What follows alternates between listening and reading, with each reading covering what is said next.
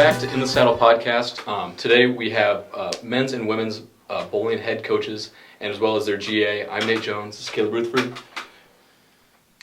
Caleb, first question. Thank you all for joining us and taking time out of your day in preparation for y'all's upcoming season. I guess for starters, can you introduce yourselves and your journey on how you became a Mount Mercy coach? I guess I'll start with that. I'm Andy Diercks. I'm the head coach of the program. I took over in December of 2014, so I've been here a little while. I was a volunteer assistant coach when the program first started, and I coached a high school program as well in town, Linn-Mar. And so my journey started in coaching long before that, volunteering for youth leagues and things like that. And then, the journey is just has kept growing. In 2017, I started coaching Team USA as well. One of my first star recruits was this young lady, Cassidy, over here. And she was that 2015? Was that your freshman year? No, 2017. 17, wow. Yeah, so 2017, I recruited her. That actually was kind of the beginning of the rise of the program, actually. And then after she finished school, we hired her back as an assistant. So I'm Cassidy. I graduated from Mount Mercy and then went and did grad school at another program, came back here, and this is my third season coaching. Oh, and I'm Brett Lloyd. I'm the grad assistant here. I'll be here for 2 years.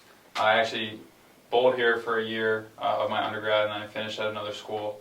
And the opportunity, came up during the summer, and luckily I was able to be selected for it. I also compete a lot on the sides. I just got my professional card, so as I learn more about myself, I can also give back to the athletes that were in my shoes before. And I'm just super excited to be back here at Mount Mercy. I love the area. I love the school. So Awesome. Brett actually just won a PBA regional last weekend, his first tournament as a member of the PBA, and he won it. So it's great. Congrats. Yeah, that's awesome. thank you. Cool. Do you want to give us your thoughts on last season for both men's and women's and kind of how that impacts going into the season? Yeah, last season went well for both teams. I guess I'll kind of do a recap of the women. I'll let Cass kind of take over men. The women finished the season number 1 in power rank as well as the NAI national ranking as well. We finished 3rd at NAI championships. We finished runner-up at the ITC, which is the USBC national championships, which encompasses NCAA teams that participate as well. We faced the number 1 NCAA team in the title match on television. We had 5 All-Americans, Player of the Year in Brooke Salzman. So pretty good season overall. Can't complain. Nice. Yeah, for the guys, we ended the season ranked first too. We had 2 first-team All-Americans, Rookie of the Year, and Player of the Year for the first time. And we had Blake Walsh from Australia. He won the singles portion of nationals. So it was the first time that someone has won a nationals for bowling here. Can you tell us a little bit about how having someone at the caliber level of Blake Walsh, how that impacts the team and their approach going into different games? Yeah, Blake is someone of a caliber of his, which we've been fortunate enough to have multiple players of that caliber. It impacts everything. It impacts recruiting, makes it a lot easier to keep getting talent and keep the team strong. It makes it easier on the lanes for us to perform well when you have more talented kids. When they execute better, it makes my job easier. When they can help each other more, learn from each other, and we're fortunate that a lot of our elite bowlers are very good leaders too. So they do a good job of mentoring younger kids, showing them what team bowling is really like in comparison to individual bowling, which just helps to reaffirm our culture. So. Nice. You talked a little bit about recruiting. Do you want to talk a little bit about the people coming into the season that might impact the team? Yeah, sure. We have a pretty good size freshman class, and hopefully, obviously, have great hopes for those coming in. One of our young ladies that's going to be a freshman this year, Tori Franklin, just earned a spot on Junior Team USA by being runner-up at Junior Gold this summer. She also won the PBA Junior this summer, so she really had a great summer. And so she's one of them we're looking forward to. We also have a really good lefty out of Ohio, Jillian Justinger, coming in. We have Hadley Clark from Michigan. Those are just a few of the highlights, I feel like.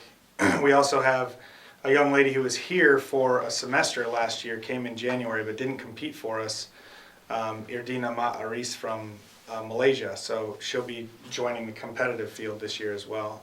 And she's our third Malaysian that we've had on the team.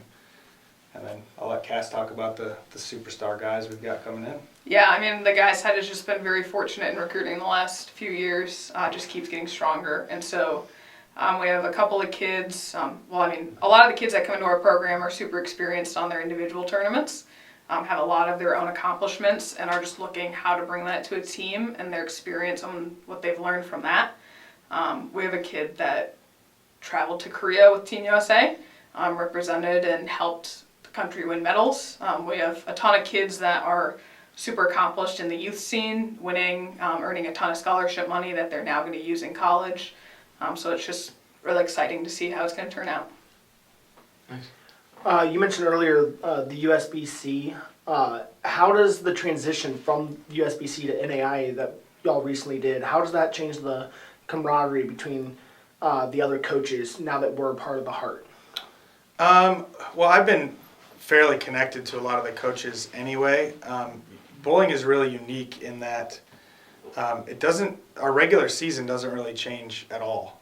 We compete in essentially the same events, and we've always faced all of those same coaches throughout the regular season as well. The biggest thing that it adds is a conference championship and then another opportunity at an NAI only national title. So we have always had good relationships with the people in our conference anyway, because we've always bowled a lot of the same events. So that part isn't really that much of a change. This is something I've always just wondered is, how does bowling practice look like? Is that more like, do you focus on technique? Is it situational awareness? Or like, what does it look like to I'll let you take that one, yeah. Some of both. It depends on where we are in our season. Bowling is big on physical development and becoming as efficient as possible. And so the beginning of the season is heavily focused on that. And then as we get into tournaments, that's when you really see what you need to improve on, with awareness of what's going on and what you need to do to get better. And so it just kind of gets more and more tailored to the weaknesses to try to make sure that those are better, so we're more prepared. But typically drills, physical game drills are incorporated a lot in the beginning of the year. Different drills to help build skills is a big thing. So it just looks different, and we try to make sure every practice is still fun and has some competitive element to it to keep the kids engaged. Recently, I've noticed that some of your athletes have been wearing shirts around campus with the saying on the back, "Me becomes we at 5:53." Can you give us a little insight on how that became to be or what the meaning is behind that? Well, so the first major change that I made in the program when I took over was switching to morning practices. One of the other unique things about our sport is that we have to share our facility with a business. So they have their own schedule, they have leagues, they have other obligations, so we have to have lanes while they're not busy. We used to practice when the program started at like 8 p.m. at night until 10:30. Sometimes we couldn't get on the lanes till 9:30 after league. And so I found those practices really cumbersome and really not productive, especially in January when it was cold and nobody wanted to go back out after they're settled in. So that was the first change I made. And I'm just kind of have this little quirk of mine that I schedule things to the minute. And so 5:53 was when we started practice, because I figured a typical dynamic warm-up for us was about 7 minutes, and then we would actually be on the lanes at 6 a.m., which was the goal, to practice from 6 to 8. So 5:53 has always been the time since I took over, and so it's become kind of a thing in our program that we practice at 5:53, not 6 a.m. We practice at 5:53. Our buses might leave at 3:23 in the afternoon or 2:21, like whatever. I'll just pick a specific minute for around the time that we actually really want to leave. But then people always remember it's details. It's sort of a metaphor for details matter. Everything we do, we're not going to waste 1 minute of our time. So I think that it holds us to a standard as well. We always think bowling is kind of an individualized sport that we're turning into a team, as Cass alluded to a little bit ago. And so sometimes really accomplished players individually then have to come in and become team bowlers, and it is a little bit of a different dynamic. So once we enter that door and we start practice together, that's when me becomes we. So that's kind of where the saying on the shirt came from. I love seeing those videos on Instagram where it's like it'll be a Mount Mercy Bowler Bowl and then like the whole team celebrates and I'm like, oh, I like that vibe. So with last season and like the results you've been having the last couple of years, is it hard to motivate the athletes to stay hungry and keep working hard, or do they just kind of have that in them that they're there and they're working hard? I think it makes them hungrier actually, because I think it becomes more real that it's within grasp to bring home the national title. Like it's always been, it's more than winning to us. Like there's so much more to it. We use sport as a vehicle to grow people. That's our hope. But we're not going to hide the fact that we're here to try to win. Like we want to win championships. That's our mission. And there's a lot of great things that you can learn as a human being through the process that it takes to do that. And so, the closer we get and the more that we're in the hunt, I feel like that it makes them hungrier. It makes them know that it's there. And we absolutely, if it's our day, it's our day, and we're going to take it home. Nice. This question is actually a little bit more for Brett. With you very recently being a Mount Mercy student and possibly knowing some of the athletes at the student and athlete level, how does your role impact the team and how is your approach with that? Well, I think the approach is probably the first step. It's like the most important piece to it, honestly, is establishing that relationship that I'm not just a peer, but I'm the coach now, and setting those boundaries is probably the hardest thing that you have to do. But it's also like the most important thing you have to do to have a successful season. And what I want for them is, I want the best for them. So I had to really take accountability in that and, establishing that boundary. But then on the other hand, being so, young, I guess, and so fresh out of college, I feel like I have a lot of knowledge I can provide to them. And so I can kind of be a mentor on and off the lanes to people that, were in my position just a few years ago. So I think my experience is really valuable in that, but I had to take, a lot of responsibility in setting those boundaries, understanding that, I'm a coach now, I'm not a player. So it's definitely a weird transition, but it's something that I'm super excited for. Yeah. Nice. And I know earlier we talked about recruiting, but when you're looking for recruits, is it kind of like you look at like titles that they've won, or is it there's certain characteristics you want in an athlete, or how do you go about looking for a recruit? I feel like it's a little different between men and women. I think that the recruiting, on the men's side, I think a lot of that comes into play. Like you're looking at what they've bowled, what they've accomplished. Do they know how to win, that type of thing? Because there's some inherent experience and things that you learn mentally going through those processes and being in tough environments with really good talent. And I think, a lot of times men can use their power to overcome inefficiencies. So there's some unorthodox styles sometimes on the men's side of bowling, and they still win a lot and they still do really good things. So you sort of have to, you kind of ignore some of the unorthodox approaches that you can see sometimes, where on the women's side, generally physical game is going to be a super key to that efficiency is pretty much always present in the higher level female athletes. So I feel like the game just needs a little bit more physical game efficiency. So they kind of pass the eye test first, and then we can get them, if they haven't won a lot of stuff or whatever, I'm confident in our ability to develop players that, we can get them to those goals. Nice. Yeah. If you weren't coaching bowling, what would be your replacement? Like, what would you be doing instead of coaching bowling? I'll let you take it first. Every job I've had has been in bowling, but if bowling just as an industry wasn't in my life, I'd be working in a marketing department, probably in a big city. So probably not Iowa, but that would probably be what I'd be doing. So I've had a couple other careers, and I will say like I sort of grew up and figured out what I wanted to do in my 30s. So now I can't picture myself doing anything else because I've tried other things, and I haven't gotten as much fulfillment out of any other career that I've done other than coaching. But I have other skill sets, so if for whatever reason it didn't happen, I would find something. I'd be all right. What about you, Brett? I mean, I guess my career isn't essentially coaching right now. So if I wouldn't be coaching, I'd be competing on the tour. But if I couldn't do that, I would probably work in sales or something for a company in the bowling industry. I think as long as I'm involved in the sport somehow in my life, I'll be very fulfilled. Nice. And if you had to switch the bowling ball with any other sports ball, what would you switch it with? Ooh, switch the bowling ball to any other sports ball. So we still have to knock over pins. The rest of it's still the same. Same bowling. Well, it has to be large enough. Probably like a freaking javelin that it would just take them all out at the bottom. Yeah. That's good. Probably do that shot put. That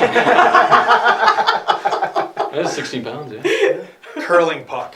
Oh, Ooh. that's a great idea. Yeah, curling puck. I feel like I think that everybody compares golf and bowling, but I actually think curling is the closest thing to what we actually do on the lane. They're controlling friction. We're controlling it with the bowling ball. They're controlling it with the broom thing. So, but it's essentially the same thing. They're trying to get the ball to slow down in the right part of the path and hit a target the right way. Is that giving you ideas for new drills for the team now? Or? I've never tried it. It is a bucket list. I know they do curling club. I feel like at the Rough Riders, so it's something I need to try sometime. We can all try it. Yeah, that'd be great. Mm-hmm. How long would it take for one of us to bowl a perfect game? Under like your coaching. That is so difficult. Are you athletic? Yeah. I bowled a 160. I have not, but I would say I'm athletic in other areas. On college conditions, it would take years and years. On recreational conditions that you bowl league on, if you really put a lot of time in, we could probably get you there in a few years. Oh, Yeah. nice. The conditions are much, much easier in recreational league. Like they make it easier to get to the pocket. So if you learn how to hook the ball and you create enough rev rate, you can get there. Nice. Wow, that was interesting. So something I've heard like bowlers talk about on campus is like the difference from like one facility to another facility with like maybe the lanes or is it oiled differently, right? Am I making that up? Is that Both. The lane panels are different ages. They're different brands, so they're different materials. Some are higher friction than others. But then also the oil machine lays down different lane conditions every time we're out to bowl. So is that something you take notes on? Like, okay, we went to, this facility in Texas, so we know that like we know exactly what it is next year when we come, or is it kind of like Absolutely. Not only on the center characteristics, but also sometimes significant lane to lane differences. There can be panels that have small amounts of tilt in it, and so it's topography measurement, and that can dramatically change the ball motion on that particular lane. And so if it's super obvious and super dramatic, we're obviously going to take a note of that and remember that next time. Wow. For sure. How do you adjust for those patterns throughout the day of a competition? Because like, does the pattern wear out throughout the day? And like, how would you coach the team through that? Basically, when you bowl throughout the day, you're just periodically moving across the lane. So like wherever we start, we're basically, everyone is just pivoting along the lane as we go throughout the day. And so where they start, like where they're standing at the beginning of the day and at the end of the day are very different. And so, because they're accounting for that, and so they just keep adjusting, and that's just kind of how every time you bowl, how it works. Yeah. So every ball that goes down the lane is removing some oil off the lane. Okay. And it's going onto the bowling ball, and then we're wiping them off every time. So as that oil gets removed from the lane, you have to move away from that friction that you're creating. So. Something I've always wondered is like on campus you'll see bowlers roll around with like 3 different balls in one bag. I'm a golfer. I'm a big fan of I blame the fisherman, not the rod. But can I blame a certain bowling ball if I throw a gutter ball, or is there a reason why we have so many Well, balls? since you're a golfer, you should. This is an easy way to explain it, actually. So, different club heads are pitched differently, and they're different composites to do different things, right? So, drivers are pitched more shallow, so the ball doesn't go as high, but it goes further, right? Sure. And then a pitching wedge is pitched really high because you don't want it to go far, but it goes high in the air, right? It's easy to get it up in the air. So in bowling, our bowling balls, they slow down in different lengths of the lane. So balls will hook closer to the foul line or further away from the foul line. And then you also will transition not only on the lane, but often to different bowling balls to do different things, because the more friction there is on the lane, the more you need a ball to skid through the front and then save more rotation to make a sharper angle down lane to still get back to the pocket if you're covering more boards. And then, if it's really heavy oil and you need a ball that's going to create more friction early on the lane so it will slow down enough to be able to change direction to get to the pocket. So, Wow. So yeah, it's very similar to golf. So do balls wear down over time? Oh yeah, they wear out. They're not like a fine wine. They don't get better with Wow. Another question for Brett. With you now getting into the coaching aspect, correct me if I'm wrong, but you're a two-handed bowler, is that correct? How does your style of play impact how you coach, like a one-handed bowler? Well, luckily, a lot of the guys are two-handed now, so with the way that things are trending, it kind of helps out where this won't be much of an issue. But a lot of things in the physical game are the same. For timing or footwork, you can take a lot of things from one-handed or two-handed. So even though I might not have the best help and tips for a very advanced one-handed bowler, I can at least point them in the right direction and provide them of some assistance. It's not like I'll just be completely useless to them. Yeah. But I will probably say I would be more helpful for a two-handed bowler just because I have so much experience with it and I've gone through so many different changes over time with that style that if a two-handed person asked me for help, I'd probably give them a lot more advice than a one-handed bowler. Yeah. Nice. And would you say a bowler has their one technique, or do they switch from one hand to two hand if maybe they're not the greatest? In rare occasions, a two-handed bowler might use the one-handed technique to shoot spares, just because it's a lot easier for it to go straighter. But it's a lot harder to balance the footwork and the timing aspects when you go from one to two-handed. Just Sure. because of the range of motion and everything, it's a lot more difficult. Well, as you guys approach this upcoming season, your first competition, or at least your trials, should be coming up in the next couple of weeks. What is your main approach for for this year? Honestly, our first beginning of approach is to really just be observant. Watch. We take a lot of data during our trials process as well. Not only are we sort of bowling a tournament, but we're gathering all the same stats that we do during our regular competitions. And then that helps us kind of build our practice plans as well. Where our strengths, where our weaknesses.